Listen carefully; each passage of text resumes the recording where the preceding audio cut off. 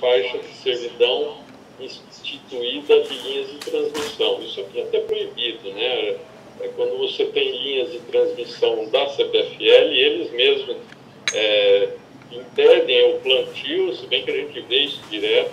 Por exemplo, o pessoal planta IP amarelo e tudo mais, mas quando atinge uma certa altura é muito perigoso isso, né?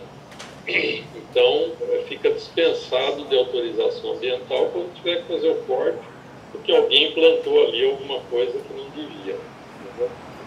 Então, a gente entende que isso deve manter. Já estava ali no artigo 9º e a gente entende que deve manter. Somente a reposição daquela árvore que está doente ou que ela caiu por causa natural. Né? De importante, vamos em frente. Aqui é o foco, então, do nosso caso, que pediram para colocar como um dos últimos artigos, porque parecia que ele era o mais importante. Então, a ideia aqui foi lançá-lo aqui lá no final do decreto, para que ele não fosse tão importante. Então, aqui eu vou ler o seguinte: a gente trocou, então, só relembrando aqui, tudo aqueles equipamentos públicos que haviam sido descritos, né? Então, quadra de esporte, playground, tinha uma descrição de 10 itens, e aí, por último, nesses 10 itens, colocavam assim: outros equipamentos mediante análise pela SDDS. Então, a gente entende que, sem demérito da SDDS e das pessoas que lá trabalham e executam o trabalho com muita eficiência, mas a gente entende que não deve deixar na legislação nada ao entendimento de, né? Então, nós sugerimos retirar isso aí. E também sugerimos que não se faça toda essa discriminação, porque os tempos mudam, né? Daqui a pouco surge um esporte diferente aí, que nem está previsto nisso, aí tem que incluir mais um, essa lista vai ficar infinita. Então, a gente substituiu tudo isso, por isso aqui que eu vou ler e é rápido. Então, o foco desse artigo, o que é? Só relembrando, o foco desse artigo é compensação ambiental, que teve origem no empreendimento. E aí, a lei permite que seja direcionado, então, essa compensação, não para o plantio de árvore, mas sim para equipamentos públicos, né? Então, aqui a gente está colocando o seguinte: o que serão considerados equipamentos públicos válidos para compensação ambiental ou obras de infraestrutura? Por que eu coloquei obras de infraestrutura aí também? Porque tudo isso é citado lá na lei, né? Na lei 261. Então, a gente está dizendo o seguinte, olha, está aqui no artigo 6º da lei 261. Você pode considerar equipamento público válido para compensação ambiental, desde que nós tenhamos 3 condicionantes, todas elas. Primeiro, que façam parte de um projeto que garanta a função social e ecológica da área verde. Ou seja, o equipamento público, você pode usar a verba que seja para esse equipamento público, desde que ele esteja inserido numa função social e ecológica daquela área verde. Senão não pode. Você vai colocar isso num lugar que não tem função social comprovada, né, e nem função ecológica. Então, a gente entende que não deve ser chamado nem deve ser considerado um equipamento público válido para compensação ambiental. Outra coisa que nós pusemos também é que esse projeto aqui, que está garantindo a função social e ecológica, ele já deve existir antes da aplicação dessa verba no equipamento público. Então, tem que haver um projeto que foi analisado aí sim pela SDDS. Então, a SDDS vai ver se aquilo faz parte, se tem função social e se faz parte de um projeto aprovado por ela.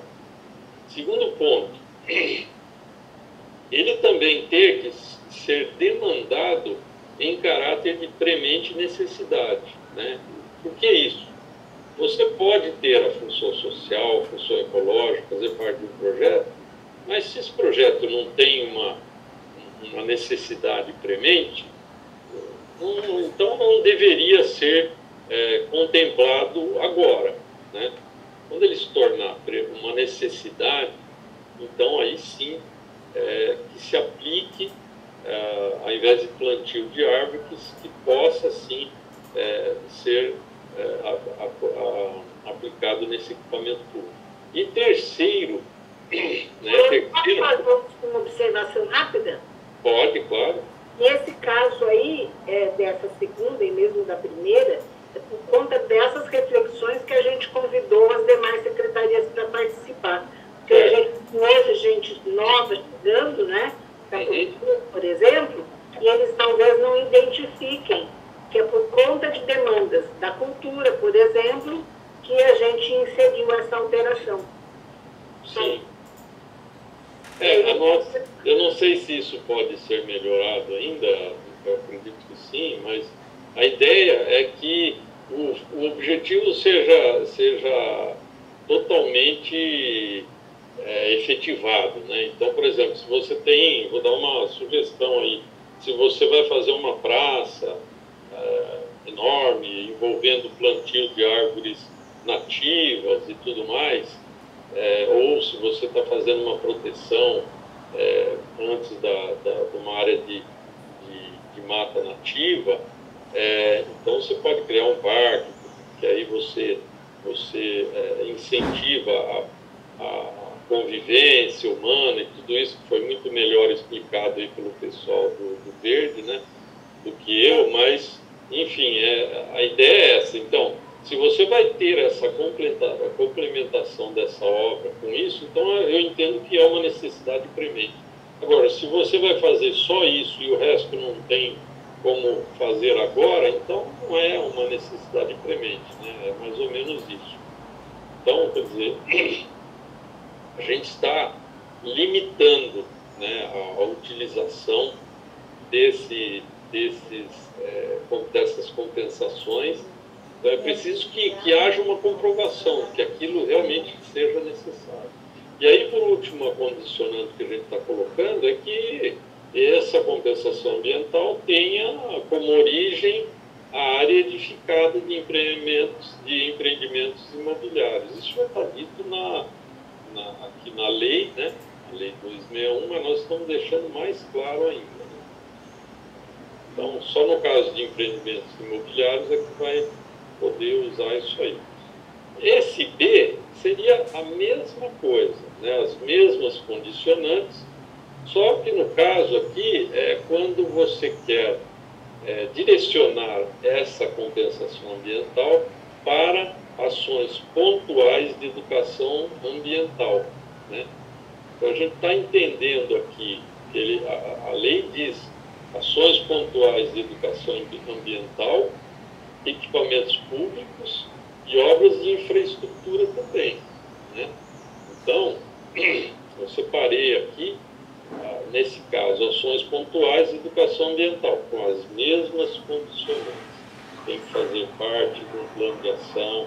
Esse plano de ação tem que ser aprovado, já estudado pela SPDS, né? São as mesmas condicionantes, tá? E aqui, por último, né, desse artigo, que contempla a sugestão, porque a nossa preocupação de vários conselheiros é que se pegue toda a compensação ambiental, no caso de um empreendimento imobiliário, e jogue tudo para equipamentos públicos, né? Então, a gente está colocando aqui que a SVDS deverá priorizar a aplicação do plantio de árvores ou o fornecimento de mudas em detrimento das demais formas de compensação citadas nesse artigo aqui, né? Então, se não há a necessidade premente também se ela não supre as demais necessidades, né? Aliás, as condicionantes, aí nem entraria no caso, mas se ela supre as demais condicionantes, mas ela não tem uma comprovação de necessidade premente, então não poderá, quer dizer, tem que priorizar sempre o plantio de árvores. Se possível, nunca utilizar isso, essa é a grande vontade dos conselheiros. Então, aqui estão sugerindo a sugestão de que se limite esse total para 10%, mesmo que haja tudo isso, todas as condicionantes, mesmo que haja essa necessidade premente, mesmo assim, estamos sugerindo que se mantenha uma porcentagem de 10% total de compensação que poderá ser direcionado para essas outras compensações e não para o plantio de árvores. Tá? Eu já estou terminando, aí eu vou passar a palavra para vocês. Aqui a gente citou o BAV. O que é o BAV? É o Banco de Áreas Verdes. Né? Então, se você tem uma compensação com, no caso que eu disse, um exemplo, 1.000 árvores, onde é que eu vou plantar essas 1.000 árvores? Tem que ser próximo do empreendimento. Bem, mas onde que será? E mesmo que não seja empreendimento, mesmo que seja aí um dano ambiental que você causou, qualquer que seja a origem, você tem um número de árvores para que seja plantado. Onde é que vai ser feito isso? Então, a Secretaria do Verde, ela, através do BAV, que é o Banco de Áreas Verdes, ela indica a área a ser recuperada. O que a gente tem visto aí na prática, e a conselheira Ângela, ela conhece bem isso com profundidade, ela nos disse da dificuldade do Banco de Áreas Verdes. Muitas vezes as pessoas precisam realizar aquela compensação, mas não existe bancos de área verde disponíveis. Né? Então, para que isso não se prolongue, nós estamos aqui colocando um prazo para que a SVDS indique a área onde vai ser feito o plantio. Caso ela não indique num prazo aí de 5 dias, isso pode ser aumentado, então aquele que tem o compromissário dessa compensação, ele não pode ficar esperando. Então, tem um prazo para que a SVDS indique onde vai ser o plantio. Se não indicar, nós estamos colocando aqui que poderá transformar a compensação em arborização urbana e, em primeiro lugar, e por último, a doação de mudas, conforme o artigo 2º, o item 2 do artigo 6º da Lei 261. Né? Então, a gente está limitando o tempo aqui para agilizar. Aqui o objetivo é a agilização do processo, para que não haja aí uma demora. Não sei, vamos esperar, quando tiver, aí você faz a compensação. Por que não pode demorar? Porque existem processos que estão paralisados enquanto não há esse cumprimento dessa compensação. Entendeu? Então, existem outros processos que se paralisam. E aí, a gente entende que isso pode gerar um prejuízo grande para o compromissário. Né? Então, esse é o artigo 13. O artigo 14, nós estamos sugerindo, para que resolva esse problema do BAV, porque o que acontece, e até a conselheira Ângela entende bastante disso, ela passou e eu entendi, não sei se ela está aí, se ela estiver, depois ela poderia falar um pouquinho, é que várias pessoas já comprovaram que não está havendo essa transformação de áreas passíveis de se transformarem em BAV, elas não são transformadas. Por quê? Porque precisa da vontade do proprietário dessa área. Né?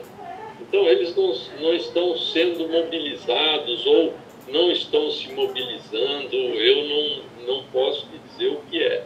Talvez a Ângela tenha uma propriedade nesse sentido. Então, a gente está sugerindo aqui que o CONDEMA ele receba informações semestralmente desse processo de melhoria do bairro.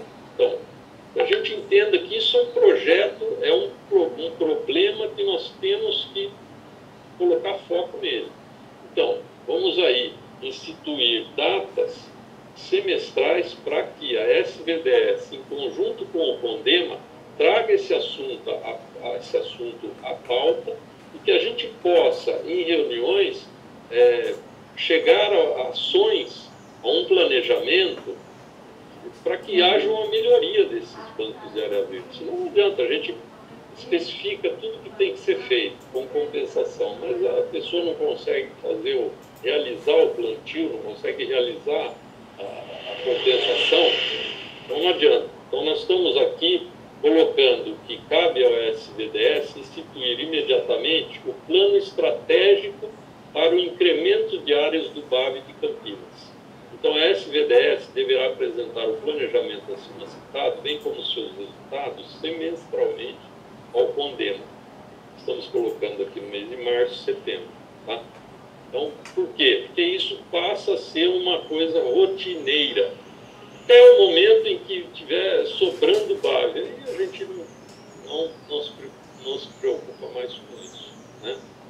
Tá finalizando, aqui um artigo novo, teve algumas discussões aí, que a gente entende que tem muitas árvores exóticas, apesar de serem exóticas, elas têm uma importância, porque são árvores antigas, são árvores que fazem parte da paisagem de Campinas, ou elas têm o pessoal do Condefat, também existe tombamento de árvores, até o responsável pode complementar essa informação de uma maneira mais clara, mas a gente está aqui chamando a atenção para aquelas árvores que, apesar de serem exóticas, elas possuam um reconhecimento público. Então, nós estamos colocando aqui o seguinte, nós estamos valorizando essa árvore de que maneira? Se para cada árvore, uma árvore nativa, foi colocado lá, não me lembro se são 25 ou 50 árvores, a gente está considerando aqui aquela árvore que, apesar de exótica, tem um reconhecimento público, nós estamos multiplicando isso, quer dizer, nós estamos penalizando bastante aquele indivíduo que fala, essa árvore é exótica, eu vou cortar. Não, ela não é uma exótica. Né? Como é que você obtém o reconhecimento público dessa espécie? Nós estamos colocando aqui que o reconhecimento público somente se dará com um pedido de pelo menos 50 pessoas, né? 50 pessoas e com um laudo também de um profissional com uma RT. Então, se você tem uma árvore que ela tem um reconhecimento público, seja por importância paisagística, seja por história, seja de sombreamento ou até cultural, então que ela seja, que a gente faça um movimento com 50 pessoas no mínimo, né? Que a gente faça o protocolado junto à SVDS e junte também um laudo e uma RT de engenheiro agrônomo. Né? Então, se acontecer isso, essa árvore, caso seja suprimida, nós vamos considerá-la como se ela fosse 20 nativas. Então, a pessoa vai pagar a compensação como se tivesse tirado 20 árvores nativas. É uma sugestão. Tá? Eu acho que de importante seria isso.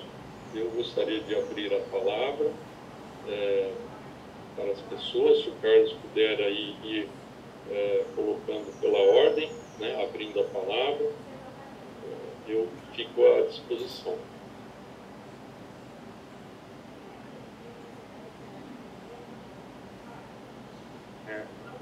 Poderei falar? Sim, à vontade. Então, aqui o Elcio do CONDEPAC, né, quer dizer, da Coordenadoria Setorial do Patrimônio Cultural.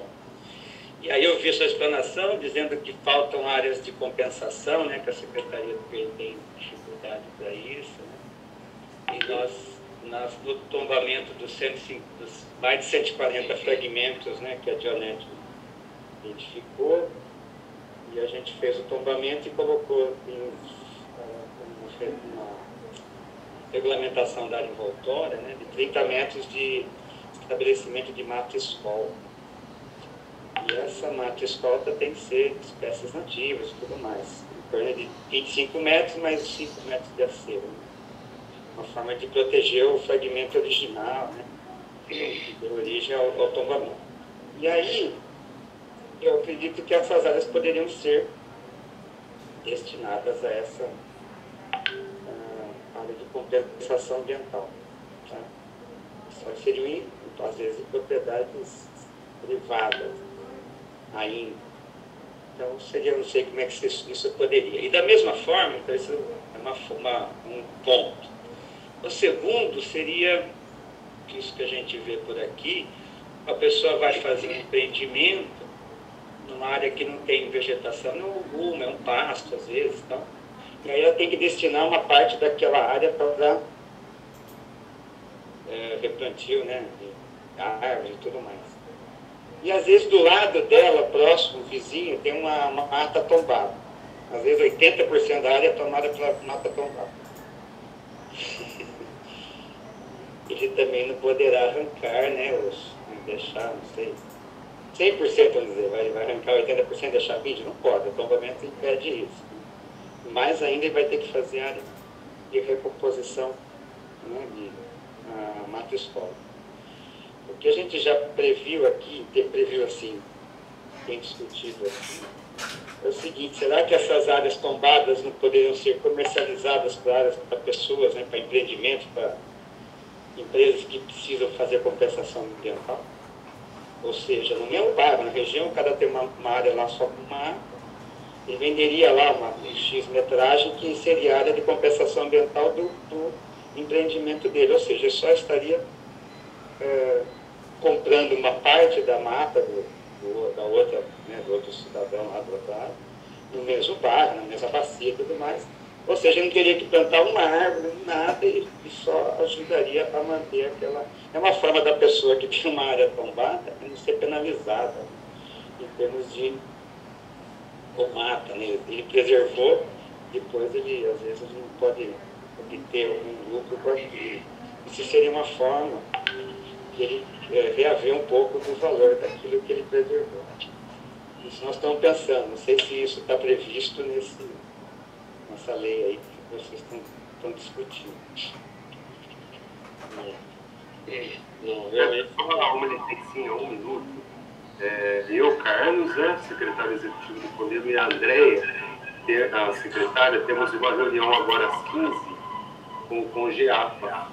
E a gente vai precisar se ausentar, sem prejuízo. A Mariela, que trabalha com a gente lá no suporte aos conselhos, vai continuar acompanhando a reunião aqui com todas as anotações habituais, tá bom? Obrigado. Cláudio, eu me inscrevi aí, não sei como é que está na sequência. Pode ficar à vontade. Se ele saiu, agora eu não sei quem estava em primeiro lugar. Me perdoa aí, se puder colocar no chat, eu abri o chat aqui. Pode falar, fique à vontade. A Jane tinha pedido a Jane, quer falar primeiro então, se permite? Então, por favor. Claro, tudo bem, pode falar. Eu coloquei para falar mais ou menos na mesma linha que o Elcio, né, acabou de falar, que é a questão de áreas de compensação. Amoroso, eu tive semana passada uma reunião com o Sérgio Razeira, que é da bacia do TCJ. E lá eles têm um cadastramento de áreas rurais para áreas maiores, para área de compensação maior, de toda a bacia do TCJ. Então, assim, dizer que a gente não tem área, eu acho que nós temos até bastante área. Eu acho que dentro aí do decreto, talvez associar aos planos de bacia também, porque eles têm áreas cadastradas que depois o poder público até fica com menos despesa, porque quem dá continuidade nessas áreas são os próprios produtores, né? Eu acho interessante, talvez, colocar alguma coisa do plano de bacias aqui. Não, mas está aqui, viu, Janice? Olha, porque colocou bacia, né? Bacia. Tá na 7, se você me permite, eu vou ler para você. Deverão ser transferidos da bacia, né?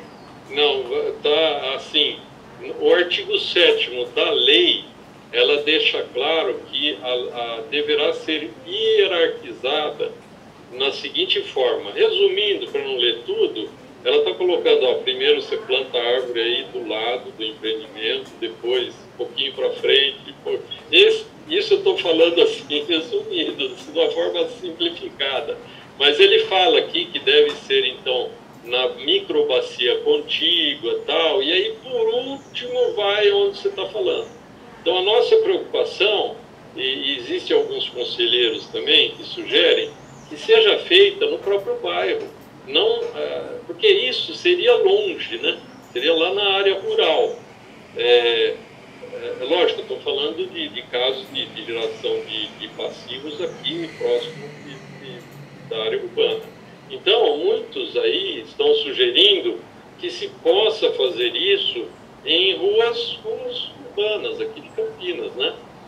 Por que não plantar aí, por exemplo, para fazer um empreendimento ou causou um dano no bairro, sei lá, São Bernardo, planta a árvore lá, né? Então a gente entende que isso seria necessário. Agora, o que a gente sentiu é que existe uma dificuldade, porque aí já é outra secretaria, sabe? Então, a gente não conseguiu entender como transformar isso aí em um artigo do decreto, né? Mas está aqui, você tem razão, está aqui no... É o último, tá? É o último, esse destino, né? No Plano Municipal de Recursos Hídricos, está aqui, ó. É o item 5º do 5º item do artigo 7º. Posso falar, Cláudio? Claro, fica à vontade. Boa tarde a todos. Ô, Cláudio, você poderia só voltar lá naquele item 9? No item 9? Que fala sobre iluminação, né, preferencialmente e tal. Item 9. É amarelo, né? Ah, tá. O artigo 9? O artigo 9 está dizendo assim, a gente está sugerindo, das árvores caídas naturalmente, é isso? Não, fala sobre iluminação, preferencialmente com célula fotovoltaica. Acho que Não, acho que você está em outro aí. Você está... Não. Isso aí, Geraldo, é uma sugestão que foi feita pela professora Emília na primeira contribuição. Aí eu peguei todas as contribuições, porque ela estava seguindo, acho que você chegou depois que eu falei, só vou repetir, é o seguinte, em princípio, tinham colocado que são os equipamentos públicos, entendeu? Tinham enumerado, e um dos artigos públicos era justamente isso. E aí ela estava sugerindo que se fizesse esse tipo de iluminação, que fosse pelo sistema solar, né? Um aproveitamento de luz solar que é mais correto ambientalmente. Mas nós criamos aí uma fala generalizada, né? Então eliminou esse tipo de problema aí que estava muito específico, né? O que era equipamento público, entendeu? Eu acho que seria importante você ter essa apresentação que eu tenho aí, né, e que passou agora. Eu te mando no e-mail. Depois, se você puder me passar no chat seu e-mail, eu já te mando.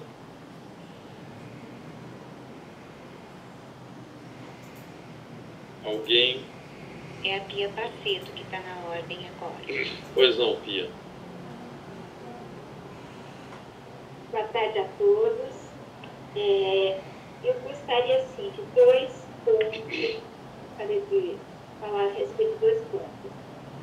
Uma das coisas que os equipamentos públicos, que nós vemos o nosso lado de pessoas com bairros agradáveis, com praças, com bancos, com tudo isso. Agora esquecemos um pouco da periferia. Na periferia, será que, estou levantando a questão, não estou afirmando, porque eu conheço mal a periferia. Conheço de passar, mas não a vivência de uma periferia. Então, será que um campinho de futebol para eles não seria mais importante do que um plantio de árvores? Então, aquela limitação de 10%, mais ou menos. Seria, talvez, um equipamento desses em prol da comunidade pode ser mais interessante do que plantio de árvores.